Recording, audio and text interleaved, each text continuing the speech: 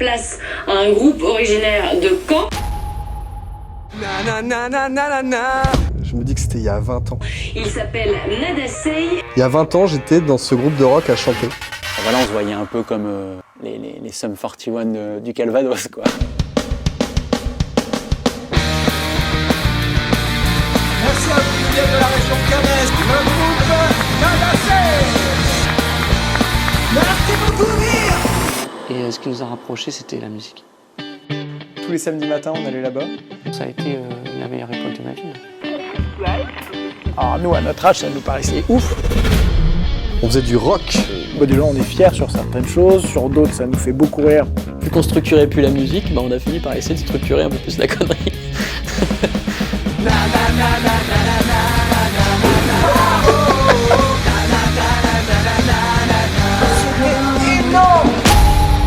Ça nous a unis pour la vie.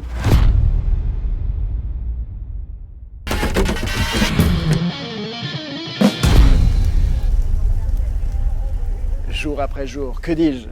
Days after days. Une sombre histoire. Days after days. On est obligé d'en parler, ça, ou pas? La catastrophe.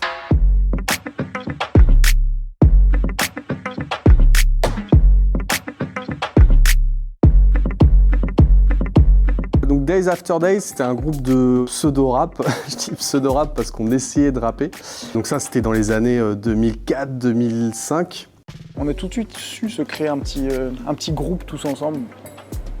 Surtout avec Evan, Jérémy, Damien et moi. Comment l'expliquer aujourd'hui en fait? Je sais pas ce qui nous est passé par la tête. Je pense qu'on avait envie de faire quelque chose. On avait envie de créer un groupe, mais on savait pas trop où aller. Et on testait des choses vite fait. C'est vrai qu'avec Damien, on commençait déjà un peu à écrire 2-3 conneries sur des bouts de feuilles. On aurait peut-être dû jeter parfois, honnêtement. Ah, puis je sais pas chanter, donc c'était horrible. C'était horrible. À Days After Days, on avait des blazes pourries aussi, en mode rappeur. On avait Tahiti One. Moi, c'était Fudichai. Romain, c'était Twister.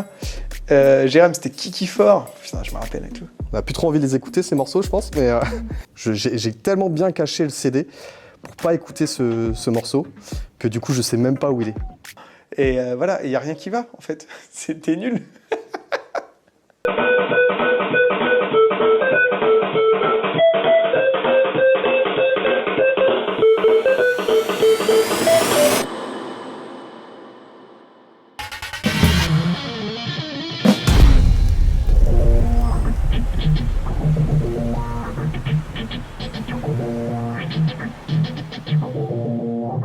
Alors au lycée, on était au lycée Malherbe à Caen, donc immense lycée, très très long, très peuplé. Je sais pas, on est 2000 là-dedans, c'est un building de 4 étages sur, je crois qu'on est pas loin du kilomètre de longueur.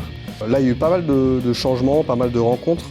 On a essayé de continuer ce groupe de rap, mais on s'est rendu compte que c'était vraiment nul. Days After Days, c'était derrière nous, fort heureusement. Et c'est le début des années Nada Say.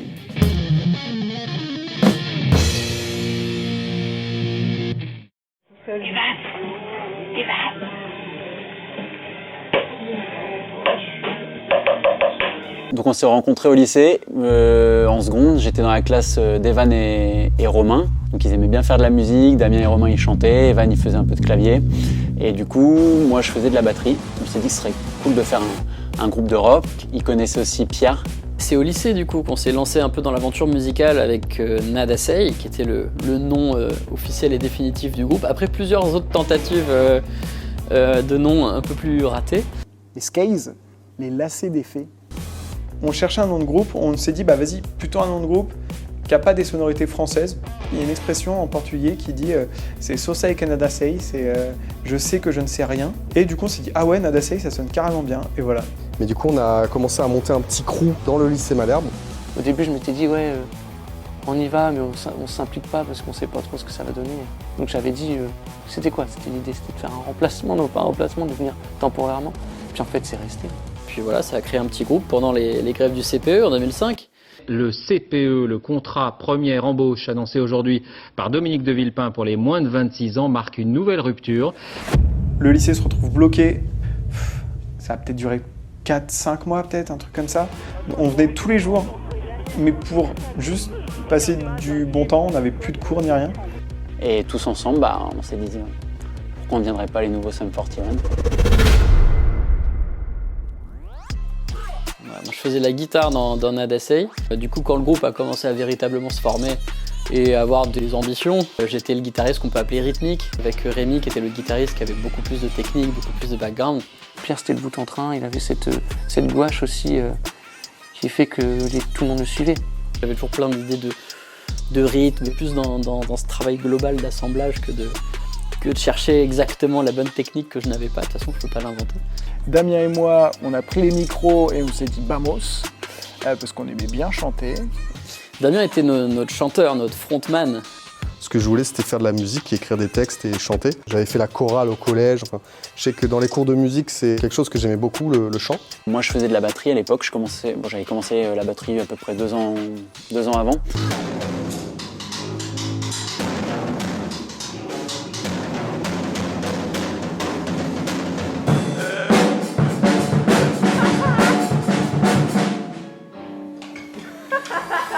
Ça fait beaucoup quand même, 7 musiciens pour un groupe, ne serait-ce que pour être accepté dans des salles, pour jouer, l'infrastructure, c'est lourd quand même. D'être 7 dans un groupe de rock, c'est quand même pas commun. 2 guitaristes, 2 chanteurs, c'est quasiment, si c'est pas inédit, c'est voire impossible en fait. Les gens des fois se disaient mais vous êtes un orchestre ou un groupe de rock? C'est compliqué de définir une identité et pour un bassiste qui cherche un groupe de rock, c'est pas forcément vers ce groupe-là qu'il va se tourner. Puis rentrer dans un groupe de 6, c'est rentrer dans un groupe de 6 potes déjà, tu vois, c'est compliqué de s'intégrer. Quand tu vois les bassistes sont arrivés, il y a eu Marion, il y a eu Glenn. Ouais, c'est vrai que les bassistes, ça n'a jamais été notre fort dans ce groupe-là. Ouais, on a eu Marion à la basse qui nous a suivis le plus longtemps. Elle était cool, hein. Elle nous mettait une bonne ambiance dans le groupe. Et du coup, Marion, elle a dû se fondre dans le moule. La seule fille avec tous ces gars, donc on avait forcément des délires de mecs. Être la seule fille dans ce groupe de garçons, c'était pas si compliqué que ça pour moi. Moi, ça me rappelait un peu ma fratrie. J'ai 2 frères et c'était un peu la même ambiance, quoi. Non, c'était même pas vraiment posé la question, hein. Là, je vous dis ça après coup parce que j'ai 20 ans de plus, mais on se posait pas du tout la question. On s'est juste dit, la meuf est cool, elle joue de la basse, go, on y va. Et je me sentais limite plus à ma place là que si j'avais été que dans un groupe de nanas.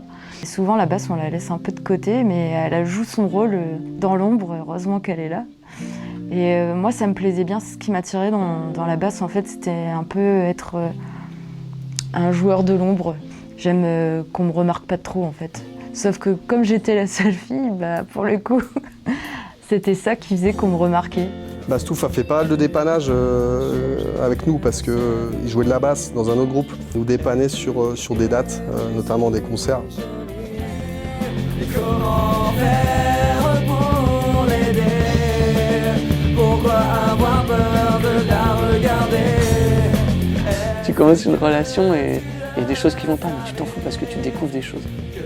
Et c'est ça qui est beau, c'est quand tu découvres les choses.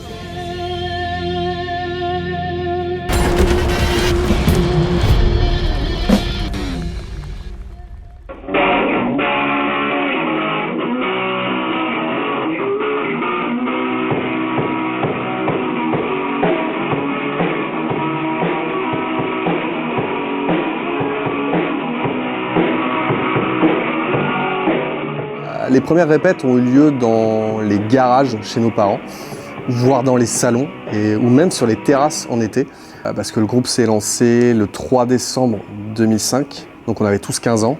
Et clairement, 15 ans, trouver un endroit pour répéter, sachant le bordel qu'on allait faire. Il faut aussi remettre dans le contexte qu'on est ado, donc on n'a pas le permis de conduire. C'était à la dépanne, quoi. Qui a un garage disponible cette semaine, qu'on puisse y aller. Et puis, on a commencé à jouer, notamment dans le sous-sol de Damien.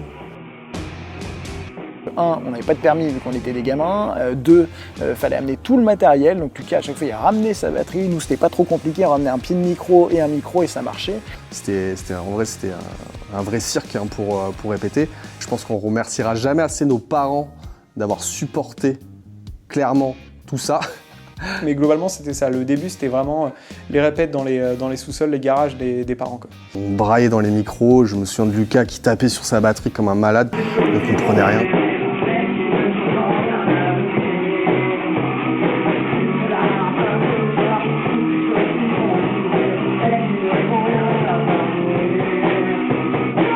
Au lycée Malherbe, on avait accès à une salle qui permettait au groupe de musique de répéter. Je sais plus, entre l'escalier B et C, un truc comme ça, et on jouait le midi. On avait déjà les 2-3 premières fans qui s'adossaient à la porte et qui nous écoutaient.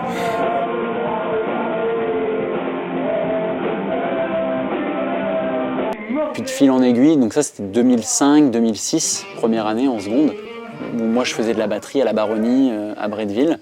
Il y avait une salle qu'on a réussi à choper gratos pour faire nos répètes le samedi matin.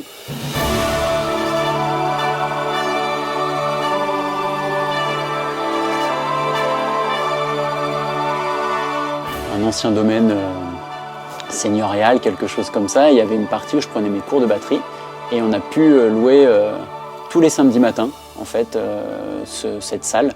Qui avait un espèce de studio inutilisé à l'étage avec une batterie. On venait avec nos amplis, nos guitares, nos claviers, les micros, hop, on branchait ça et puis c'était parti quoi. Donc soit on testait des chansons, soit vraiment on les répétait pour du live. Cet espace qui était un espace, une pièce en cloche qui résonnait atrocement. La batterie c'était infernal, je comprends même pas comment on a pu garder nos oreilles quoi. On venait jamais avec des boules caisses, mais n'importe quoi.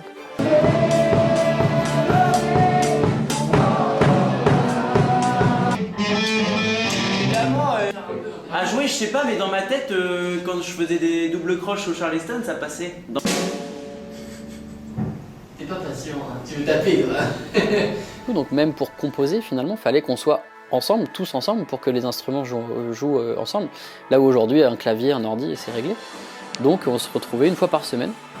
C'était très rustique hein, quand on voit maintenant les studios d'enregistrement, ce qu'on peut, enfin, même de répétition, ce qu'on peut y faire, mais c'était cool quoi. Mais tous les matins, le samedi matin, à 9h, on était là-bas, donc les parents se levaient, nous emmenaient, on avait les yeux collés. Et c'était un local qui était génial parce qu'on était vraiment dans un endroit sublime et ça nous a permis tous les samedis matins d'avancer sur nos titres, nos chansons. C'était un peu le rituel et c'est hyper important à cet âge-là d'avoir un petit moment le samedi matin où tu es avec tes potes et surtout où tu crées en fait. Les répètes, c'était une sacrée foire pour nos parents. J'avais pas mal de matériel de par mon grand-père pour pouvoir chanter lors des répètes.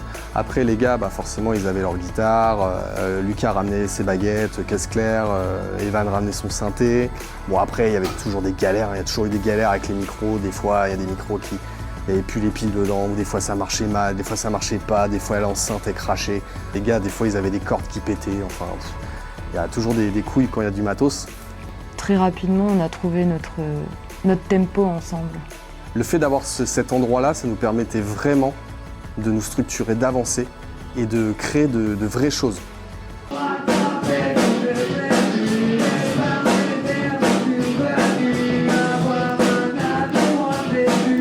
Oh, do you want to fight with me? You want to fuck my wife? Oh, fais gaffe toi à droite, je t'ai vu. Quand même une pizza sans oignon. Je connais pas le degré.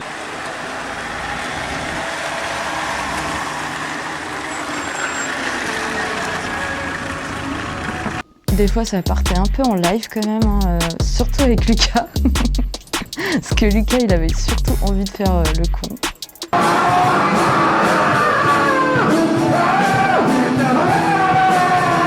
Il avait une certaine aisance à nous emmener dans son délire. Pourquoi ils sont tous sur retard? Vous avez fait une soirée hier? Non. On commençait un petit peu à sortir aussi à cette époque-là et le vendredi soir, ça arrivait qu'on ait quelques soirées et je me rappelle quelques samedis matins compliqués. Bon, ça devait être l'une des premières fois où je buvais certainement un peu trop. Romain était allongé par terre, il a dormi tout le long de la répète dans un duvet. On avait dormi 3 heures et on allait quand même répéter, c'était catastrophique. Mais c'est les sessions les plus marrantes. Il n'y avait rien qui allait. Ça faisait pas très professionnel quoi, mais parfois on arrivait à en sortir quelque chose de bien. Je me souviens parfois des répètes entières, je crois qu'on a fait que des conneries. Vu qu'on structurait plus la musique, on a fini par essayer de structurer un peu plus la connerie.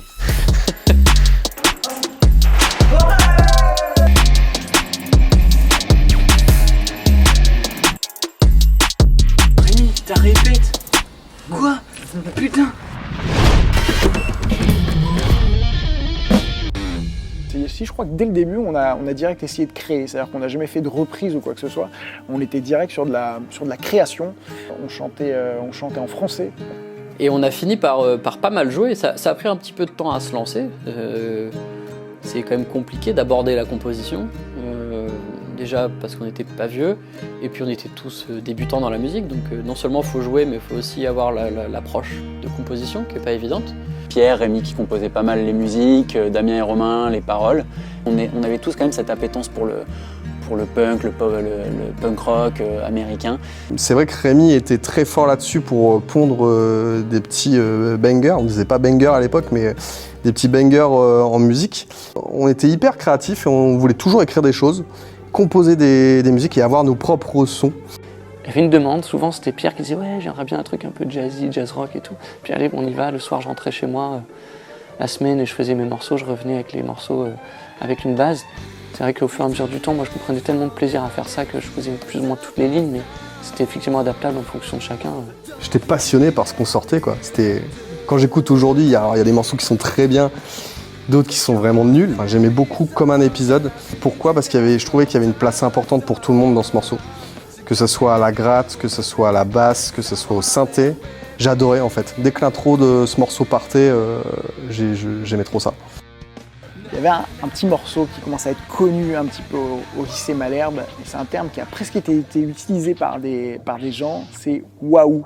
Au niveau des paroles, musicalement, je la trouvais vraiment sympa. Donc ouais, je pense que waouh, c'était probablement ma préférée. Et puis ça nous a permis d'avoir entre nous notre petit délire d'appeler les filles de la chanson waouh, des waouh, justement. En gros, ça voulait dire quoi? Une waouh, c'était une fille un petit peu imbu d'elle-même, fille qui se la pète, on m'appelait ça un petit peu comme ça. Ça correspondait un peu à toutes les filles qui nous énervaient, qui étaient au lycée Malherbe. Et c'est vrai que c'était, pas dire notre tube, mais c'était la chanson que les gens commençaient à connaître pas mal, en tout cas au lycée Malherbe, à l'époque où on jouait.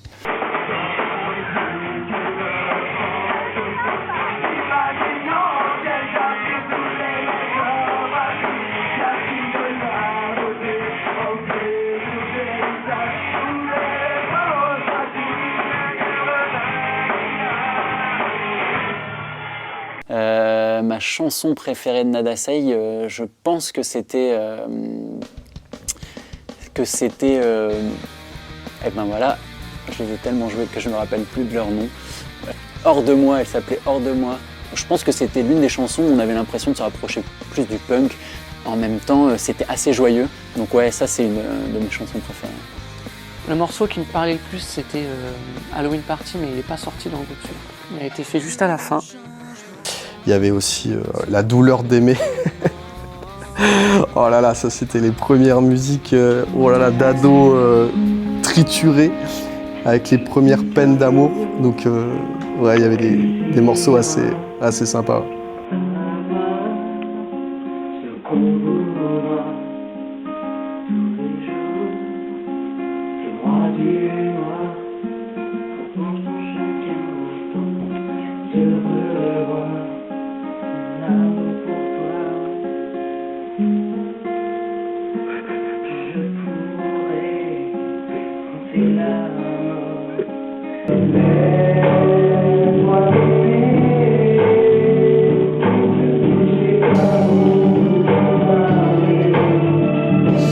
Mon morceau préféré de Nada Say, c'est un peu dommage parce que c'est un morceau qu'on n'a jamais vraiment terminé.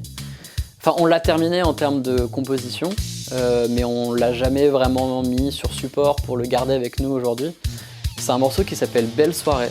J'aimais tout dedans, j'aimais vraiment tout. Le riff de base, l'arrangement, la percussion de batterie était très différente. En fait, c'est une approche beaucoup plus musicale que ce qu'on avait fait jusque-là, qui tournait beaucoup autour du punk assez binaire. Et je sais pas, moi, cette chanson m'inspirait un truc autour de voir des copains que t'avais plus jeunes qui ont vachement changé. C'était ça l'idée. Alors, on n'avait que 17 ans, donc aujourd'hui, la chanson aurait encore plus de sens. Mais c'était dans l'idée de voir un vieux copain de collège et de primaire qui a changé et de se dire « Putain, mais t'as grave changé ». Mais en fait, on a tous changé.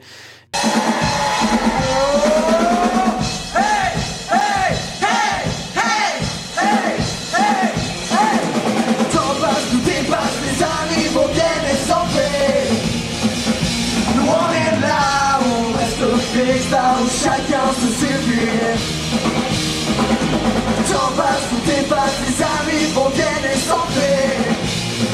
Nos références musicales, alors c'est vrai que moi j'écoutais pas trop de rock avant le lycée, donc je m'y suis mis en arrivant en seconde. Je m'étais fait une liste avec tous les groupes et je sais pas, je dois avoir une base de données de 3, 4, 500 groupes avec de tout. Toute cette époque de rock, de ces groupes des années 2000, 2010 en gros. Moi j'adorais Good Charlotte, Simple Plan, Fall Out Boy, Linkin Park, My Chemical Romance, Blink, plus 44, Yellow Card, j'aimais beaucoup Yellow Card aussi. 30 Seconds to Mars, qui n'était pas non plus du tout dans le même genre. Il y avait quelques fans au Tokyo Hotel, je m'intègre pas dedans. Mais pareil, ça nourrissait de toute manière une forme de composition. On arrivait à se rejoindre un petit peu tous sur certains groupes de musique. On avait fait une musique qui s'appelait Affronte ton destin, c'était clairement le Welcome to My Life de Simple Plan. Hein. C'est vrai que quand on écoute les deux morceaux, on ne s'est pas trop embêté. Ma vraie première référence guitare, c'est les Red Hot Chili Peppers. Quand je suis arrivé dans le groupe, j'écoutais que ça. Donc en fait, Rémi et Pierre proposaient des musiques et nous on disait ouais on est chaud, non on est moins chaud, là ça peut être pas mal. Et ce qui est cool c'est qu'ils proposaient des choses assez diversifiées. Et pour les textes en fait on avait Romain qui écrivait beaucoup, j'écrivais pas mal aussi de choses et Pierre aussi. Pierre sur la fin de Nada Say écrivait un peu plus, j'ai l'impression, avec des textes un peu plus poussés, mieux écrits. On a parlé un peu de politique, on parlait de sujets plus sérieux, du travail, enfin ce genre de choses. Après, quand il y a le chant qui arrive, je fais. D'ailleurs, faut que je Après, vous recommencez, moi je fais. Et puis là, je repars sur les pieds, je pars sur ton solo enregistré. Donc en fait, après, on s'arrête plus jusqu'au moment. Au dernier moment. Dernier. Allez.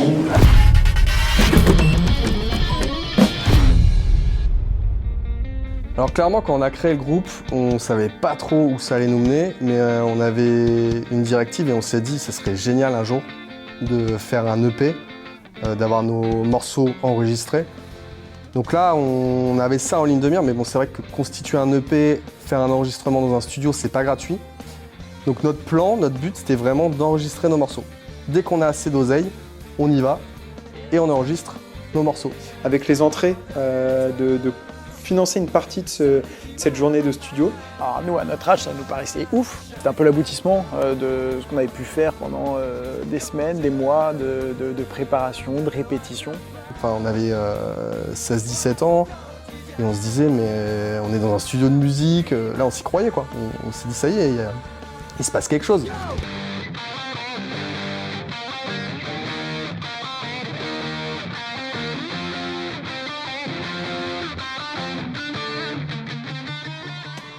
Donc le Cargo, ça faisait pas très longtemps que ça avait ouvert d'ailleurs, de mémoire. Salle des musiques actuelles à Caen, qui a aussi donc certains studios de musique. Alors là, on est dans le studio Cargo. Et c'est le studio où on a fait notre enregistrement en plus, donc il y a un peu de nous ici. Donc ça ravive un peu de souvenirs. Mais il y avait un ingé son qui nous a accompagnés toute la journée, qui a fait les prises de son de tous les instruments, des voix, etc. On se trouve seul face au micro d'enregistrement, t'as l'ingé son qui est de l'autre côté et tous tes potes qui sont morts de rire. On enregistrait le truc à la One Again, on n'avait pas de retour, enfin on donnait pas de retour sur ce qu'on attendait, on le faisait mais c'était pas précis, tu vois. T'as qu'une journée pour enregistrer 5 morceaux. Ouais, ça nous a permis quand même d'enregistrer une première maquette qui était cool quoi. On était super contents derrière d'écouter sur nos Percy Lecter MP3. On a mis tous les morceaux sur CD quoi. Ah, d'ailleurs, Bah ouais, c'est ça, ouais, c'était un petit EP quoi. Enfin, un EP à Nada Say, donc c'était cool franchement pour écouter ses sons et tout, c'était sympa. Ouais. Bah déjà on est fiers sur certaines choses, sur d'autres ça nous fait beaucoup rire parce que les textes peuvent paraître très puérils aujourd'hui. C'était très facile, mais c'était la manière qu'on avait de s'exprimer alors qu'on était dans des années lycée. Et en fait, ça a donné vie à ce projet de gamin, d'adolescent. Et au moins, on a des souvenirs incroyables musicalement sur ce qu'on faisait, quoi.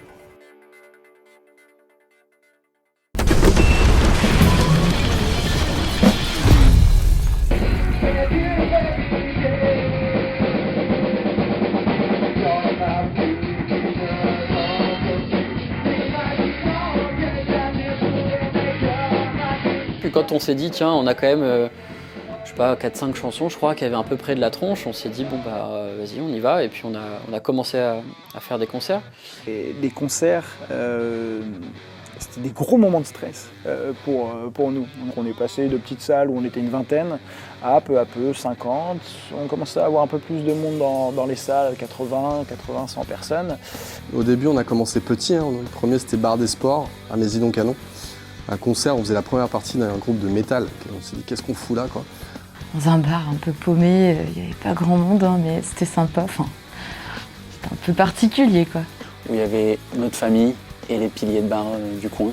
Et nous, on arrivait avec notre espèce de pop-punk sucré d'adolescents qui collait pas trop avec le public, quoi. Donc...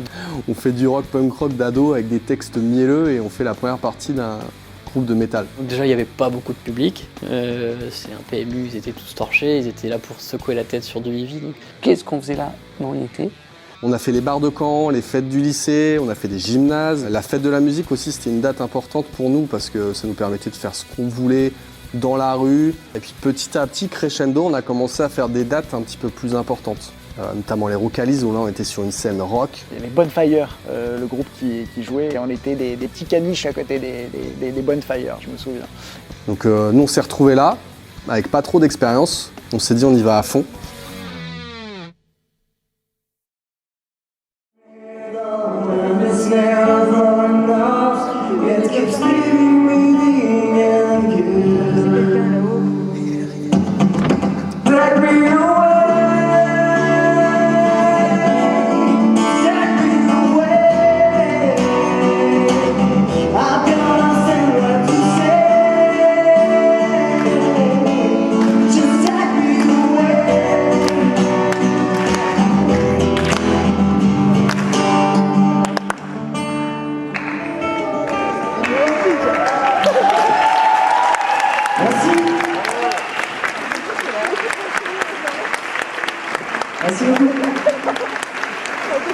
On a eu cette chance et cette grosse opportunité de pouvoir jouer grâce à Vire FM dans le théâtre de Vire. Une sorte de résidence pendant 3 ans.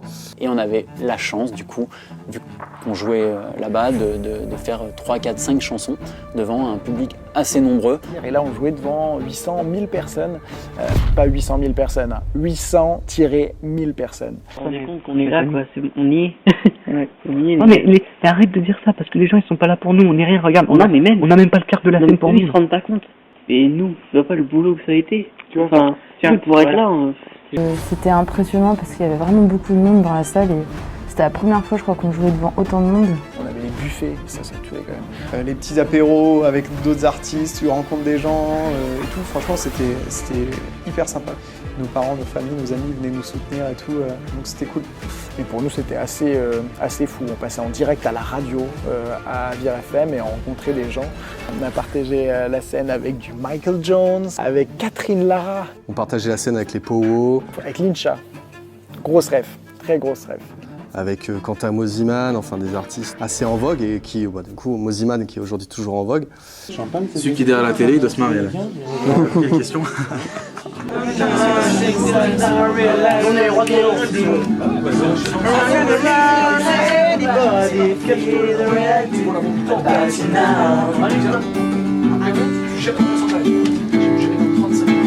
J'ai votre papier, je vais aller voir sur MySpace, je vais vous demander un avis, d'accord?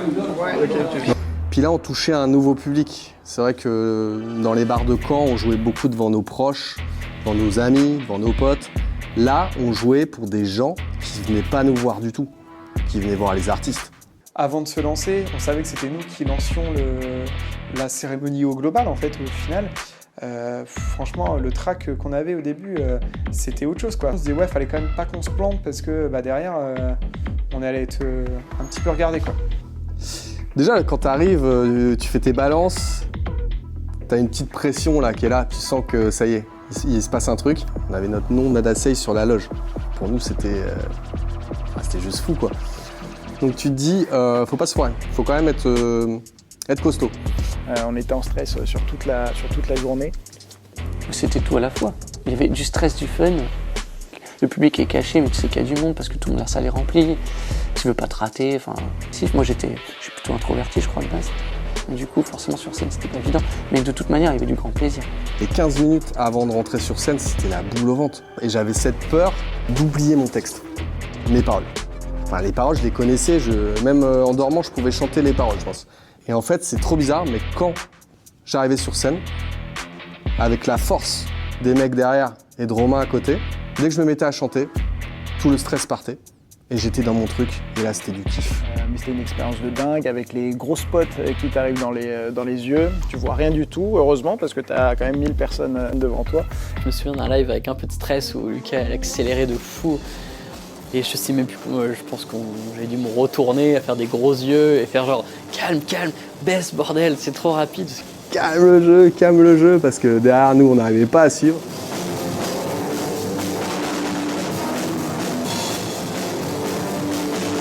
Et les chansons déjà elles duraient 4 minutes et ils nous les faisaient durer 3 minutes parfois. Lucas Bisson, la réputation du batteur fou qui accélérait tout le temps.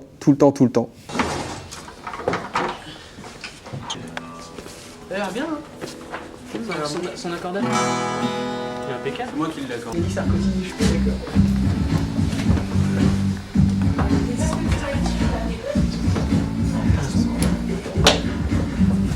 Mais du gel sur la main. C'est de la féminisation. Votre émission, c'est direct sur Citizen TV. Nous sommes ensemble pendant 1 heure.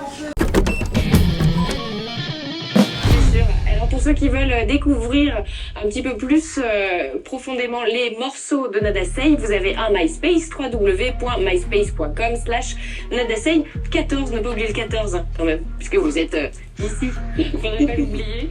Donc ouais, MySpace, site internet, un peu prémisse des réseaux sociaux quoi, où là c'était orienté musique, mais où on mettait nos musiques, nos sons, on faisait des vidéos, des photos. C'est d'ailleurs là-dessus que... aparté qu'on a découvert Orelsan, Gringe et tout. Moi j'ai connu Orelsan Gamza en fait, sur MySpace. Quand tu vois l'évolution des parcours, c'est assez intéressant.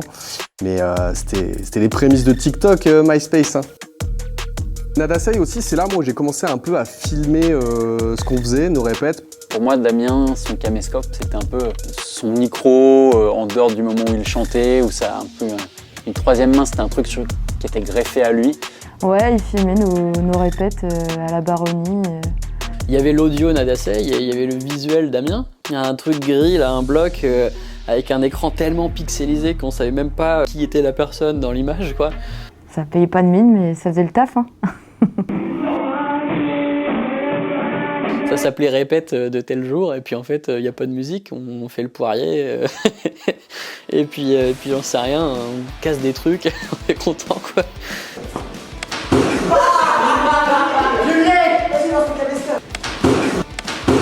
Et c'était l'éclate, on avait beaucoup de déconnades, je crois que si on regarde les vidéos que Damien faisait à l'époque, il y avait beaucoup de déconnades pendant la répétition. On était dans l'âge un peu con aussi, on avait envie de faire des blagues. T'es éjaculé? Non, tu viens de percer mon bouton. Oh la blague! Elle est énorme! Petit à petit, l'appareil numérique est devenu un caméscope. Et après, je commençais à tout filmer, quoi. Clairement, je filmais n'importe quoi. Je filmais même quand on allait dans l'ascenseur, qu'on chargeait le matos. Je filmais l'arrivée avec la voiture. Du coup, il nous filmait tout le temps. Il y avait des heures de DVD. Mais la caméra, c'était un peu notre 12e pote, ouais. Ouais, ça faisait partie de notre entourage. C'était comme une personne qui était là avec nous, quoi.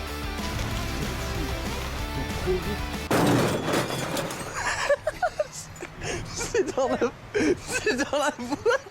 Il a fini.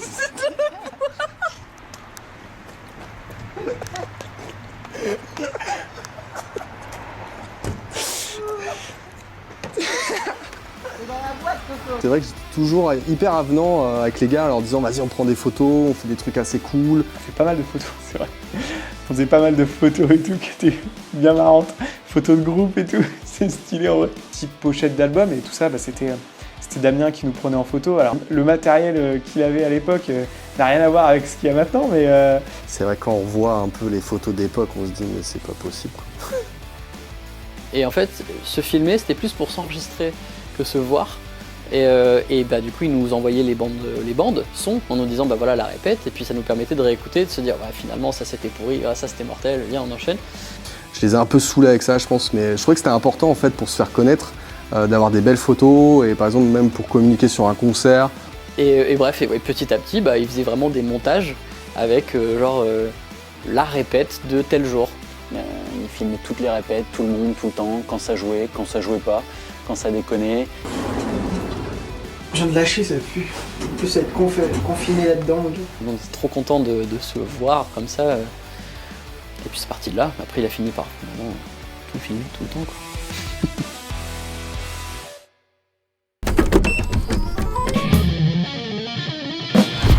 Si on arrive à percer, ça serait pas mal. Mais je veux dire, c'est pour l'instant, on reste quand même réaliste. C'est une passion, on la vit à fond. Après, on verra ce que ça donne. Mais pour l'instant, en tout cas, on la vit à fond, c'est ça qui est bien, quoi. Une notoriété à l'échelle de Caen, ouais. Mais malheureusement, c'est resté qu'à l'échelle de Caen. C'est pas allé beaucoup plus loin. On aurait aimé vivre de ça, on aurait aimé devenir un gros groupe de rock, à faire des tournées. Au lycée, on sait que voilà, on était un peu catalogué groupe de rock. Et il y a quelques personnes qui nous suivaient à droite à gauche, ça c'est sûr. On avait une petite base fan, on va dire, bon, surtout des meufs. Parce qu'il y avait quand même des gens qui nous suivaient et tout, qui commentaient nos musiques, nos posts et tout, donc c'était marrant. On n'est pas devenus des rockstars, ça c'est sûr. Mais je pense qu'à l'échelle de Caen, ouais, à l'époque, on était un peu connus, quoi. Avec le groupe, on avait un petit délire, en fait, c'était qui va signer des autographes. Avec nos premières groupies, notamment pour les guitaristes et les chanteurs, Evan et moi, on est batteurs, bassistes, pas les plus populaires, mais on se marrait bien. Et ça, c'était des super souvenirs. Je ne cherche pas les paillettes, ni la popularité dans les fêtes. Encore moins d'être une sardinette, je veux juste ne pas me prendre la tête. On était assez investis dedans, on aimait beaucoup ce qu'on faisait, mais ça a été aussi vite un prétexte d'être ensemble, de devenir des vrais potes. Nada Say, c'est le groupe de musique, le deuxième groupe de musique que j'ai intégré, mais le vrai premier groupe avec lequel je me suis senti en phase, en tout cas en désir d'avancer. Parce qu'on se voyait pour le Nouvel An ou des soirées chez les uns les autres. Et tout ça aussi, ça fait des bons souvenirs. Et il n'y avait pas que le groupe de musique pour la musique, c'était aussi un groupe de copains en fait. Donc, Puis j'ai connu des sensations que je connaîtrais peut-être plus jamais. Chanter devant 1000 personnes, avec tes meilleurs potes, enfin...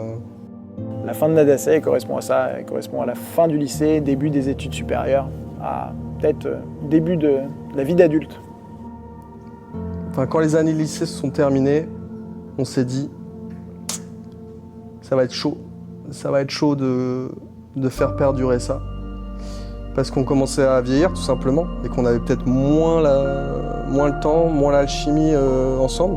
Nada Say a commencé à être plus compliqué à organiser quand on est arrivé en études supérieures. Moi notamment, je suis parti faire mes études à Rennes. Et c'est vrai que c'était plus compliqué de se voir, de répéter.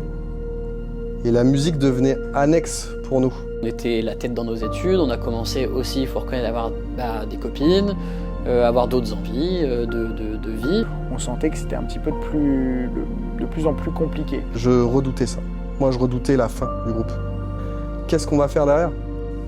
Donc c'était tout, et quand ça s'est arrêté, ça a été terrible. Ça a été terrible parce qu'en fait, ouais, il y a tout qui s'est barré, mais... Et c'est quelque chose qui a pas mal eu d'impact, je pense, sur nos vies, et là aussi sur notre amitié. La musique n'était plus là, mais par contre, le groupe de potes est resté. Je pense que ça nous a unis pour la vie, c'était une de nos musiques. Ça a tissé quelque chose de très fort. Les membres de Nada Say, aujourd'hui, moi, je les vois toujours. C'est dans mon cercle d'amis très proche. Et dès qu'on peut se voir, on se voit.